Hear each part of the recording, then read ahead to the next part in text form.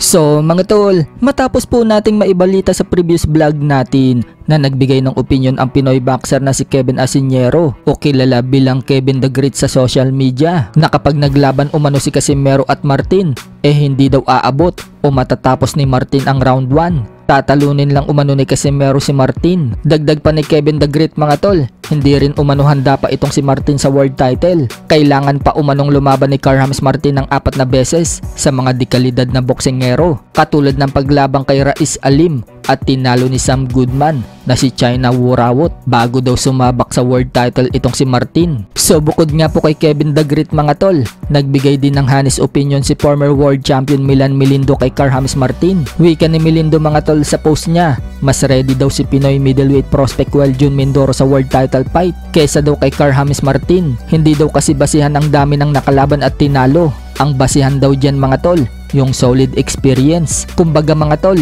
yung mga dekalidad yung mga nakakalaban mo. So kaya siguro nasabi yan ni Milan Melindo mga tol, dahil si Jun Mindoro isinabak agad sa mga boksingerong malawak na ang experience. Katulad na lang ng laban ni Mindoro mga tol sa isang exhibition fight sa Dubai kontra dito kay Joel Camilleri, kung saan tinapos lang ni Mindoro sa loob ng round 4 ang boksingerong nagpahirap kay Team Tszyu. Hindi nga po nagawang pabagsakin ni former world champion Team Tszyu itong si Camilleri, pero pagdating kay Mindoro, pinahinto niya lang ito. Dagdag pa ni Melindo, dapat daw lumaban pa si Carl-James Martin ng 3 pang laban sa mga quality fighters para daw madagdagan yung kumpiyansa niya sa sarili bago sumabak sa World Championship. Opinion lang umano yan ni Melindo mga tol bilang isang legitimate pro at amateur boxer, pero susubaybayan naman umano niya ang success ni Martin. So wala naman pong sinabing masama si Melindo mga tol kay Carl-James Martin. Kumbaga payo niya lang kay Martin yung mga binitawan niyang salita. So malamang niyan mga tol, mas lalong pagbubutihin ni Martin ang kanyang pag-iinsayo at pag-iigihan pa niya ang mga susunod niyang laban at gagawing inspirasyon ni Martin lahat ng naririnig niya sa paligid.